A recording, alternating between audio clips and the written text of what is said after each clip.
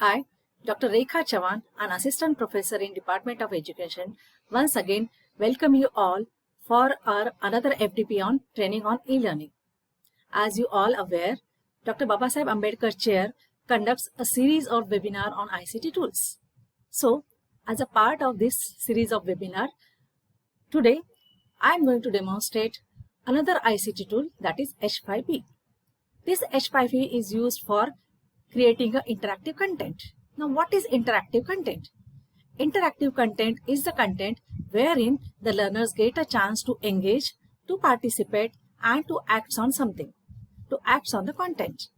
Now, when we say the learner acts on the content, so here through this H5P or through this tool, learners are given an opportunity where the learn make use of choices, learner takes the decisions, and learner is also given a feedback. So it is a tool which includes a dynamic learning process.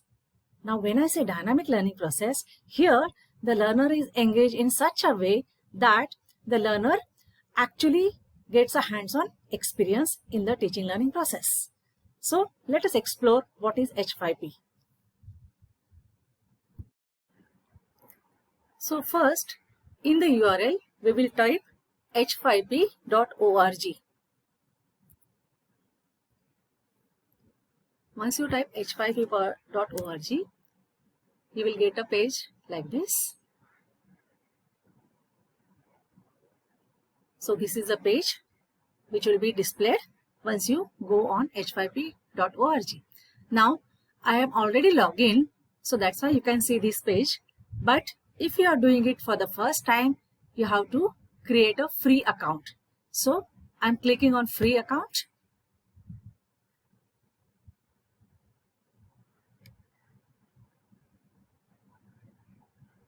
I'm already logged in. So first I need to log out in order to create a free account. So I'll just log out. And now I'm clicking on create a free account. So once you click on create a free account, you have to fill the details, which includes your username, email ID, password, and so on and so forth, the way we create any account on any other website. So once you're done with this, you will click on create a new account. Once you click on this, then you can directly log in with your created account. So I already have an account, so I am logging in with my account. So it has appeared and now I am logging. Now this will be the page which will be seen. So this page will give you information what all content you have created under H5P. So here, if once you want to create a content, then you will click on try out H5P, and once you log in, you will also find your all the stuff which you have created in my account. So once you click on my account, you will get the information which includes all your created content. So you can see here, this is the content created by me. Now we will be starting with a new content. So in today's session, we are going to try out drag and drop option. So once you click on that try out H5P, you will get a screen like this. So here you can see these are the various types of H5P. You can create a memory game, drag the words, chart, collage, column, so on and so forth. So you can explore as much as you want. So today we will be learning the drag and drop tool of H5P. So I'll just scroll it down and I click on drag and drop. Once I click on drag and drop, this particular screen will appear. Now here in this you need to enter the information. So in this drag and drop option I'm using for the content on classification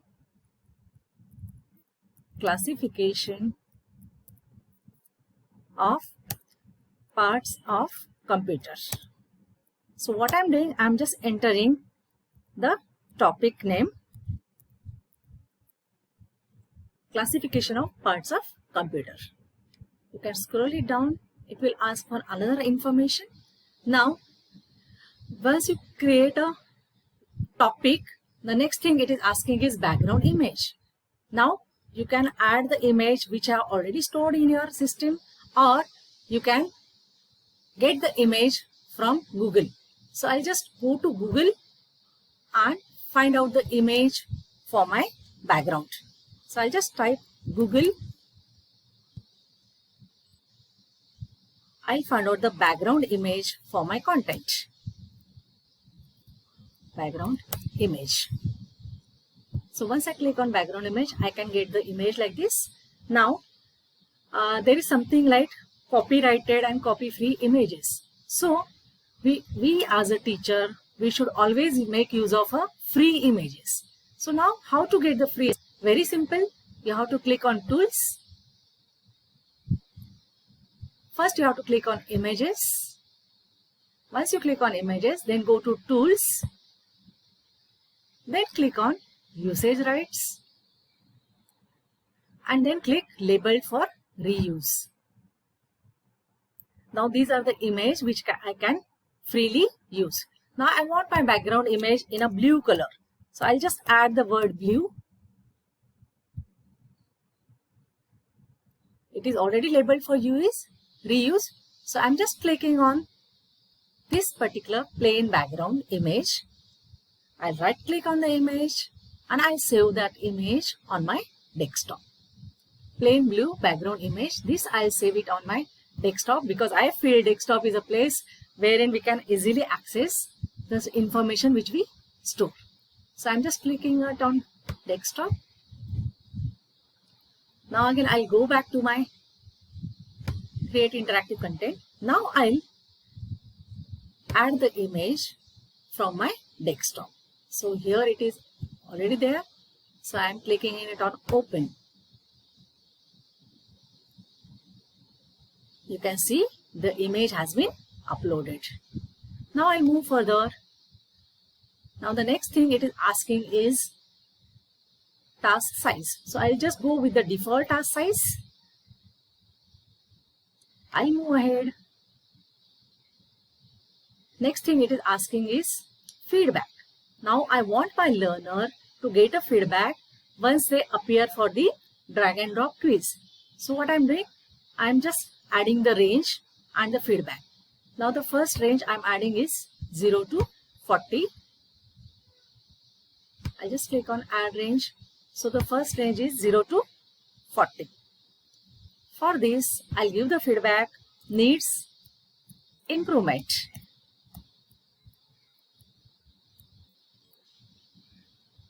Then for the next field, next range, which is 41 to 100, it is again asking me the feedback. So here I'll give the feedback great. Keep it up. Great going. So that will motivate the learner for learning. So I'm just adding the feedback. Keep it up. Then I'll move further. Now it is asking for behavioral setting. So I'll just click on behavioral setting. Now I want my learner, if they give a wrong answer, they should be able to retry it. So I'll enable retry button. And rest of the things I will not. I don't want my learner to give any penalties for the wrong answer. So I'll disable this button. Even this one I disable and I'll move further.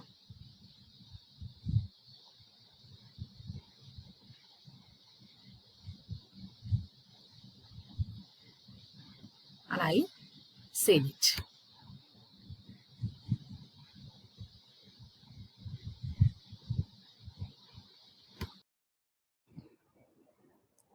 So till now, we have done the basic setting. Now we will move to the next step, that is task. So here I want my learner to classify input and output devices. Now there are various input and output devices like keyboard, monitor, printer, mouse, scanner.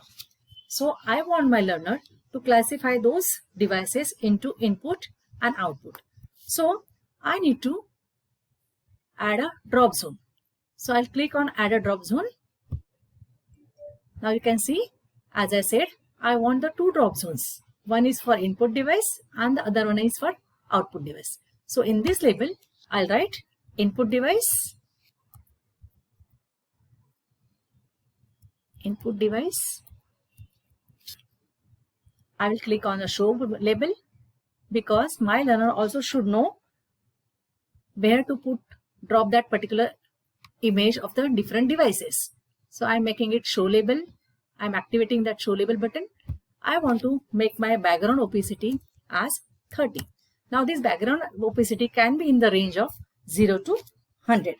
Now 0 means the background is very transparent and 100 means the background is very opaque. I want to keep it as 30. So I'll do it 30. I'll go ahead and I'll click on done. So my one drop zone is created. I can resize my drop zone by just stretching the image. So my one drop zone is already created. Now I want my another drop zone. So again I'll follow the same procedure and I'll click on add drop zone. Now I want my drop zone with the name output device. So I'm just putting the word output device. Again I'm clicking on show label button, making my background as 30 and I'll click on done. So now you can see two drop zones has been created. Now as per your content, you can have as many drop zones as you want. Now for this content, I want only student to classify between input and output devices. So I have created only two drop zones. If you are interested to make the student to classify between herbivore, carnivore and omnivore, then you may have three drop zones. So like this, as per need of your content, you can have as many drop zones as you want. So for time being, I have created two drop zones. I have given the feedback range. If you can see, if the learner is getting the score between 0 to 40, the feedback given is needs improvement. If the range is between 41 to 100, great, keep it up to motivate the learner for learning. These are the feedback I have given. So once done, I will go up. Yeah. So this is how I have created the two drop zones.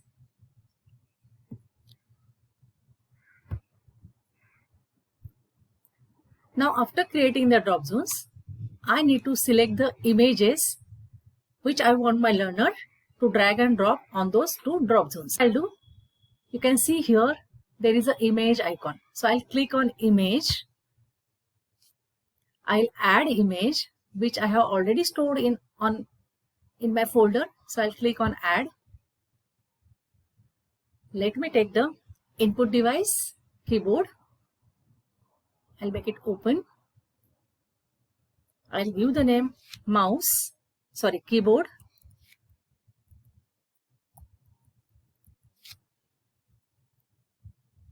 I'll scroll it down.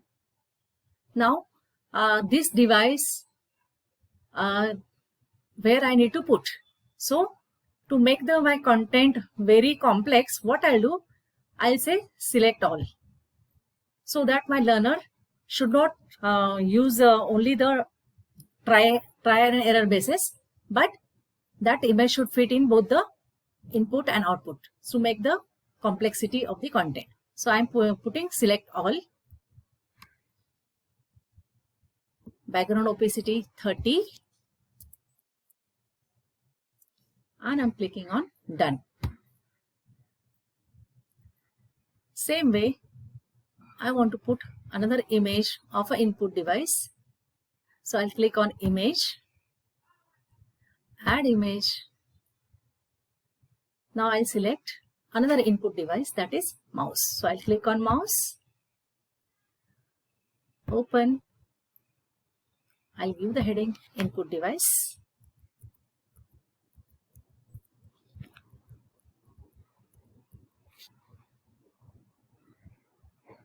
I'll give the name of the image. I'll write it here, mouse. I select the drop zone. As I said, to make the content complex, he or she should not try by the luck, because many times what happens when the learner puts in one basket, if the image doesn't fit in that particular box, then learner automatically understand that image might be fitting in another box. So to make it more complex, purposefully I'm clicking on select all. Then I'm going ahead and I'm saying done. Now I'll be adding few more images. So now you can see here 2 images has been inserted. Again, you can resize your image so that it should be visible to the learner. So I'm just stretching the image and increasing the size of the image. So till now we have added 2 images. Now again I'll click on image, add image. Now I'll be adding the image for output device. So my output devices are printer and monitor. So let me add printer, open.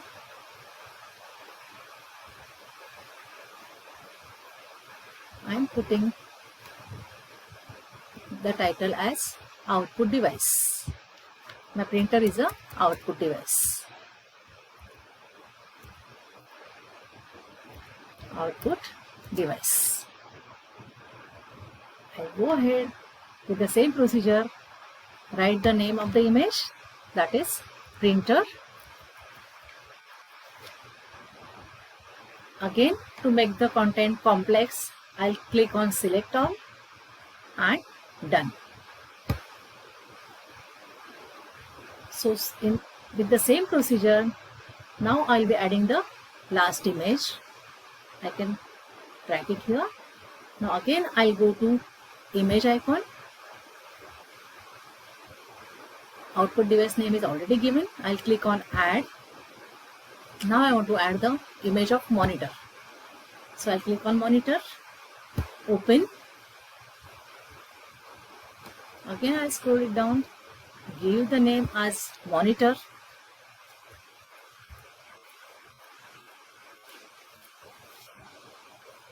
Select the drop zone.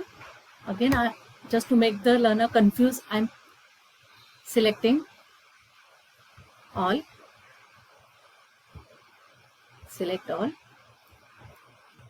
I'll go and click on make the background opacity as 30 and click on done. So now you can see all the 4 images has been added.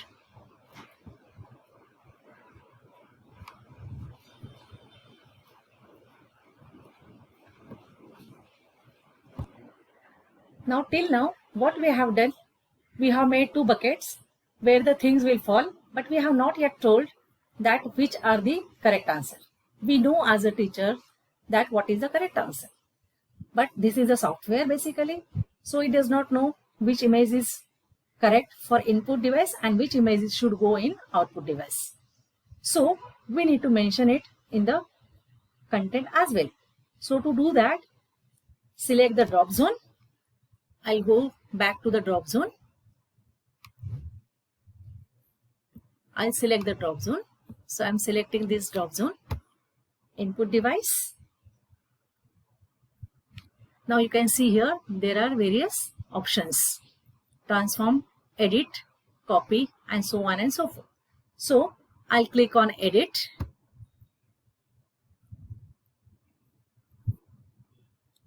Now once I click on edit,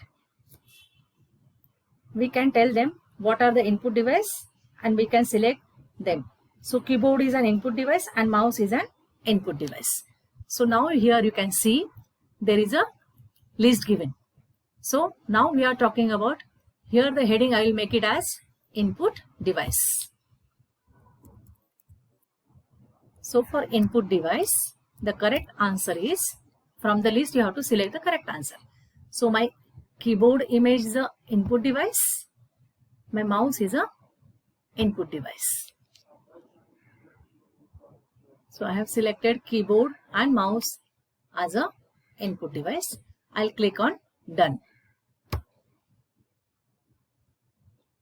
Now similarly, I'll go to my next drop zone.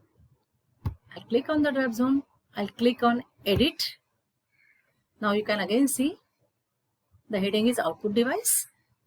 Now the device which will come under output device is printer and monitor. So I'm just selecting printer and monitor, and now I'm clicking on done. Done.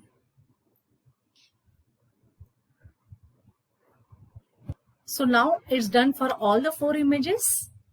Now what I'll do, I'll just scroll it down and click on the save button.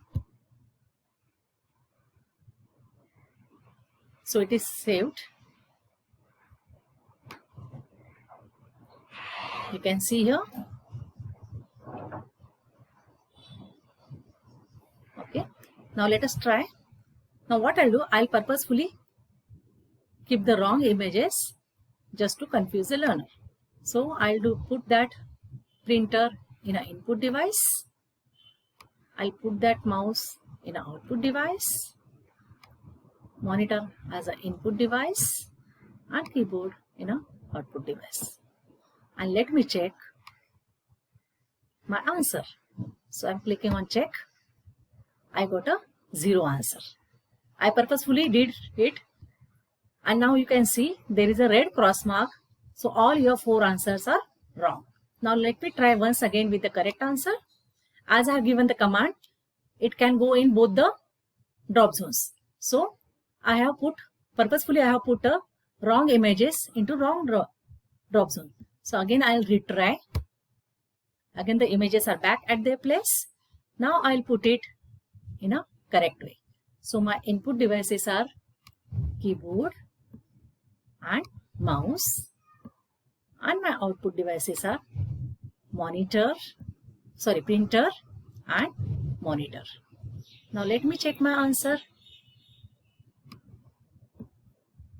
I'll click on check, and I got 4 out of 4. And I also got a feedback, great, keep it up. So this way you can make use of drag and drop